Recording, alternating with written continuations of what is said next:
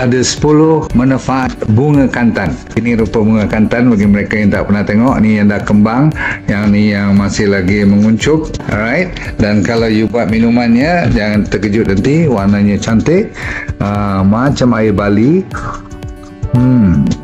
Rasanya sedap bukan main, tetapi ada berpuluh jenis manfaat. Saya bagi 10 je malam ni. Satu ialah blood detoxifier, maksudnya dia cuci darah, maksudnya detox lah. Nombor 2, dia hilangkan bau badan, body odor kita.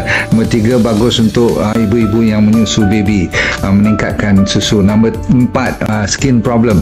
Siapa yang ada masalah kulit, please untuk rambut, kuku, dan siapa yang nak menguatkan tulang dan juga gigi, siapa yang nak balancekan body fluid, untuk meningkatkan brain function, merawat luka-luka, dan untuk blood pressure dan diabetes.